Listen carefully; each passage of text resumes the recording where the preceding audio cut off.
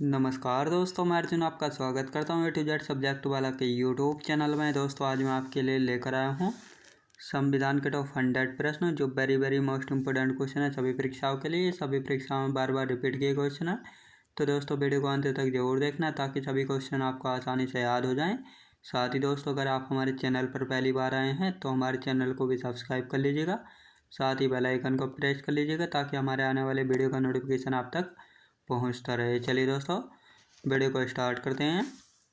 विधानसभा अध्यक्ष अपना त्यागपत्र किसे सौंपता है? विधानसभा उपाध्यक्ष को सौंपता है। एक वर्ष में विधान परिषद की कितनी बैठकें होती हैं? तो 2 बैठकें होती हैं एक वर्ष में, याद रखेंगे दोस्तों। अगला क्वेश्चन देखते हैं। विधान परिषद में कितने सदस्य विधानसभा द्वारा चुने जाते हैं? तो 1/3 सदस्य चुने जाते हैं। विधान परिषद में कितने सदस्य प्रत्येक दूसरे वर्ष अवकाश ग्रहण करते हैं? तो 1/3 सदस्य अवकाश ग्रहण करते हैं। दूसरी बार आपातकाल की घोषणा कब हुई थी? 3 दिसंबर 1931 को 71 को हुई थी, याद रखेंगे दोस्तों। तीसरी बार आपातकाल की घोषणा कब हुई थी? 25 जून 1975 को। अगला क्वेश्चन देखते हैं।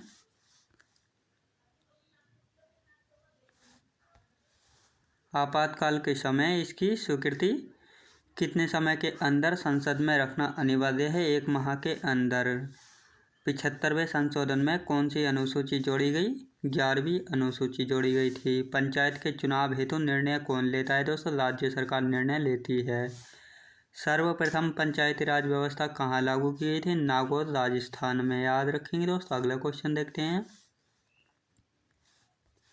बलवंत राय समिति के प्रतिवेदन के अनुसार महत्वपूर्ण संस्था कौन सी है? पंचायत समिति। संविधान सभा का औपचारिक रूप से प्रतिपादन किसने किया? एम एन राय ने, याद रखेंगे दोस्तों। संविधान सभा में किस देशी रियासत के प्रतिनिधि ने भाग नहीं लिया था? तो हैदराबाद ने जो है भाग नहीं लिया था। अगला क्वेश्चन देखते हैं। रियासतों को भारत में विलय करने के लिए किसके नेतृत्व में मंत्रालय का गठन किया गया? सरदार पटेल के नेतृत्व में। भारत के संविधान में मूल अधिकार क्या हैं? तो भारत के संविधान में मूल अधिकार क्या हैं? मूल संविधान का हिस्सा हैं। किस वर्ष संविधान में मूल कर्तव्यों को अंततः स्थापित किया गया है? 1976 ईस्वी में स्थापित किया गया है। किस समिति की संस्तुतियों के आधार पर मूल कर्तव्यों का प्रावधान है? स्वर्ण सिंह समिति के आधार पर, याद रखेंगे दोस्तों। अगला क्वेश्चन देखते हैं। संसद भवन या पार्लियामेंट का उद्घाटन किसने किया था? लॉर्ड इरविन ने किया था। भारत की संचित निधि से धन निर्गम पर किसका नियंत्रण होता है? संसद का होता है। राष्ट्रपति चुनाव के लिए प्रस्तावक एवं अनुमोदकों की संख्या कितनी होती है? 50 होती है। भारत की निर्वाचन पद्धति किस देश से ली गई? दोस्तों ब्रिटेन देश से ली गई, याद रखेंगे दोस्तों। अगला क्वेश्चन देखते हैं। इंद्रजीत समिति का मुख्य उद्देश्य क्या था?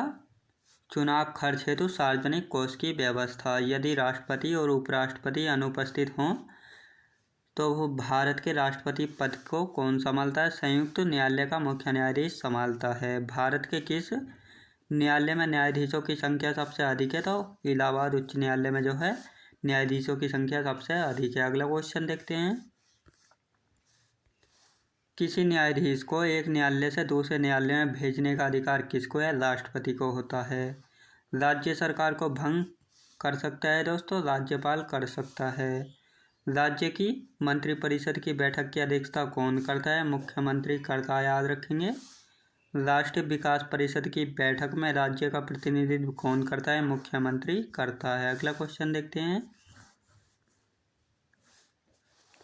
विधान परिषद का गठन संविधान के किस अनुच्छेद में है? तो अनुच्छेद 169 में। पंचायती राज संस्थाओं के निर्वाचन हेतु कौन उत्तरदायी है? दोस्तों राज्य निर्वाचन आयोग उत्तरदायी होता है।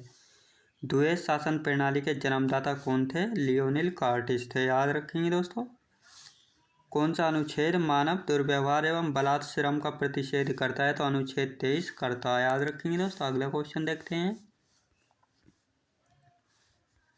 संविधान के गठन की मांग सर्वप्रथम 1895 में किस व्यक्ति ने की? तो बाल गंगाधर तिलक ने की थी। भारत के संविधान में मूल अधिकार किस देश के संविधान से प्रेरित हैं? तो अमेरिका देश से संविधान है मूल अधिकार। राज्य में कलेक्टर का पद औपनिवेशिक शासन ने किस देश से उधार लिया था? इंग्लैंड से उधार लिया था। अगला क्वेश्चन देखते हैं। जम्मू कश्मीर का सदर रियासत पद का नाम बदलकर कब राज्यपाल कर दिया गया? 1965 ईस्वी में। किस राज्य में पहली महिला मुख्यमंत्री बनी थी? उत्तर प्रदेश में बनी थी। भारत में पहली बार किस राज्य की मुख्यमंत्री एक दलित महिला बनी है? उत्तर प्रदेश राज्य की बनी है। राज्य के विधानमंडल का ऊपरी सदन कौन सा होता है? विधान परिषद होता है। याद रखिए दोस्तों। अगला क्वेश्चन देखते हैं। विधान परिषद के सदस्य कितने वर्ष के लिए चुने जाते हैं? 6 वर्षों के लिए चुने जाते हैं विधान परिषद के सदस्य। कोई विधेयक धन विधेयक है या नहीं, इसका निर्णय कौन करता है दोस्तों? विधानसभा अध्यक्ष करता है। देश में पहली बार आपातकाल की घोषणा कब हुई थी? 26 अक्टूबर 1962 को। प्रथम बार राष्ट्रीय आपातकाल की घोषणा के समय भारत के राष्ट्रपति कौन थे? सर्वपल्ली राधाकृष्णन थे। याद रखेंगे दोस्तों। अगला क्वेश्चन देखते हैं। किस संशोधन के अंतर्गत भूतपूर्व देशी राजाओं के प्रीवी पर्स को समाप्त कर दिया गया? 26वें संशोधन में। संविधान सभा ने भारत के संविधान को कब स्वीकृत किया था? 22 नवंबर 1949 को। भारतीय संविधान में कितनी अनुसूचियां हैं दोस्तों? 12 अनुसूचियां हैं भारतीय संविधान में। भारत एक धर्मनिरपेक्ष राष्ट्र है। इसका अर्थ है यदि किसी निश्चित धर्म का समर्थन नहीं करता है। याद रखेंगे दोस्तों, यह जो है किसी निश्चित धर्म का समर्थन नहीं करता है। अगला क्वेश्चन देखते हैं। संविधान में समवर्ती सूची की प्रेरणा कहाँ से ली गई? ऑस्ट्रेलिया देश से ली गई है। संविधान में कानून द्वारा स्थापित शब्दावली किस देश के संविधान से ली गई? जापान के संविधान से। किस अनुच्छेद में नागरिकों को मौलिक अधिकार प्रदान किए गए हैं? तो अनुच्छेद 1235। याद रखेंगे दोस्तों। अगला क्वेश्चन। वित्त बिल के लिए किसकी स्वीकृति आवश्यक है? राष्ट्रपति की स्वीकृति आवश्यक है। अगला क्वेश्चन देखते हैं। भारत के उपराष्ट्रपति की तुलना किस देश के उपराष्ट्रपति से की जा सकती है? संयुक्त राज्य अमेरिका से। कार्यकाल समाप्त होने से पहले उपराष्ट्रपति को हटाने का अधिकार किसको है? संसद को होता है। वह कौन सा सदन है जिसका अध्यक्ष उस सदन का सदस्य नहीं होता है? तो राज्यसभा। याद रखेंगे दोस्तों। अगला क्वेश्चन देखते हैं। जनता द्वारा प्रत्यक्ष रूप से निर्वाचित सदन को क्या कहते हैं? लोकसभा कहते हैं। वर्तमान लोकसभा में प्रत्येक राज्य के लिए स्थानों का आवंटन किस पर आधारित है? 1971 की जनगणना पर आधारित है। अगला क्वेश्चन। लोकसभा में कम से कम कितने सत्र जरूरी होते हैं? वर्ष में 2 बार। याद रखेंगे दोस्तों। किस स्थिति में लोकसभा का कार्यकाल संसद बढ़ा सकती है? आपातकाल की स्थिति में बढ़ा सकती है। अगला क्वेश्चन देखते हैं। संसद एक बार में लोकसभा के कार्यकाल में कितने समय के लिए वृद्धि कर सकती है? 1 वर्ष के लिए। लोकसभा में बहुमत दल का नेता कौन होता है दोस्तों? प्रधानमंत्री होता है। भारत सरकार की आय व व्यय का हिसाब कौन रखता है? नियंत्रक एवं महालेखा परीक्षक रखता है आय व व्यय का हिसाब। प्रत्यक्ष निर्वाचन क्या है दोस्तों? जनता द्वारा मतदान। याद रखेंगे दोस्तों। अगला क्वेश्चन देखते हैं। निर्वाचन आयोग का गठन किस अनुच्छेद के अंतर्गत किया जाता है? अनुच्छेद 324 में। विधान परिषद के चुनावों का संचालन कौन करता है? निर्वाचन आयोग करता है। भारत में सार्वजनिक मताधिकार के आधार पर प्रथम चुनाव कब हुए थे? 1952 ईस्वी में। राज्यसभा के द्विवार्षिक चुनावों की अधिसूचना कौन जारी करता है? निर्वाचन आयोग जारी करता है। अगला क्वेश्चन देखते हैं। वर्तमान में लोकसभा में कितने सदस्य हैं दोस्तों? 545 अब वर्तमान में लोकसभा में सदस्य है। लोकसभा को कौन भंग कर सकता है? राष्ट्रपति प्रधानमंत्री की सलाह पर भंग कर सकता है। प्रोटेम स्पीकर की नियुक्ति कौन करता है? तो राष्ट्रपति करता है प्रोटेम स्पीकर की नियुक्ति। संविधान के किस अनुच्छेद में मंत्रिपरिषद की नियुक्ति व पदच्युति का प्रावधान है? अनुच्छेद 75 में। अगला क्वेश्चन देखते हैं। मंत्रिपरिषद के सदस्यों को गोपनीयता की शपथ कौन दिलाता है दोस्तों? राष्ट्रपति दिलाता है। लोकसभा अध्यक्ष का चुनाव कौन करता है? लोकसभा सदस्य। नियंत्रक एवं महालेखा परीक्षक को उसके पद से कैसे हटाया जा सकता है? महाभियोग के द्वारा हटाया जा सकता है। नियंत्रक एवं महालेखा परीक्षक की नियुक्ति का प्रावधान किस अनुच्छेद में है दोस्तों? अनुच्छेद 148 में। याद रखेंगे दोस्तों। अगला क्वेश्चन देखते हैं। संविधान का संरक्षक व व्याख्याकार कौन है दोस्तों? सर्वोच्च न्यायालय है। उच्चतम न्यायालय में न्यायाधीशों की संख्या में वृद्धि करने का अधिकार किसको है? संसद को होता है। भारत के किस उच्च न्यायालय में न्यायाधीशों की संख्या सबसे कम है? सिक्किम उच्च न्यायालय में। याद रखेंगे दोस्तों। अगला क्वेश्चन देखते हैं। राज्य के शासन का वास्तविक अध्यक्ष कौन होता है? मुख्यमंत्री होता है। याद रखेंगे दोस्तों। अगला क्वेश्चन देखते हैं। राज्यपाल और मंत्रिपरिषद के बीच की कड़ी कौन होता है? मुख्यमंत्री होता है। राज्य की विधानसभा का गठन संविधान के किस अनुच्छेद के तहत होता है दोस्तों? अनुच्छेद 170 के तहत।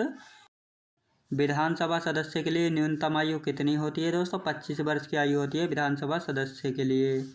भारत का राष्ट्रपति किस प्रकार के आपात की घोषणा कर सकता है? 3 प्रकार के आपातों की घोषणा कर सकता है भारत का राष्ट्रपति। अगला क्वेश्चन देखते हैं। प्रथम बार किस राज्य में राष्ट्रपति शासन लागू हुआ था?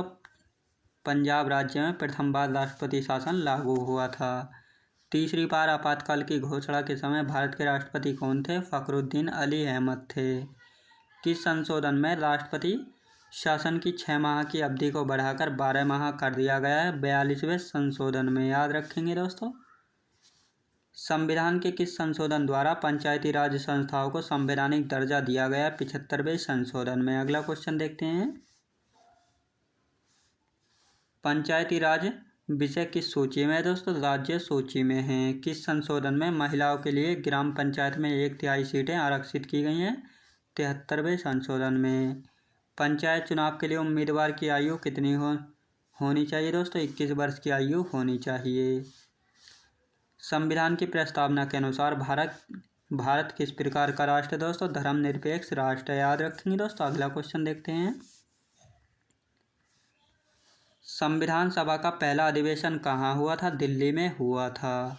भारत एक गणतंत्र है, इसका अर्थ है भारत में वंशानुगत शासन नहीं है। संविधान की प्रस्तावना में देश को किस नाम से पुकारा गया? भारत और इंडिया के नाम से पुकारा गया संविधान में देश को। याद रखेंगे।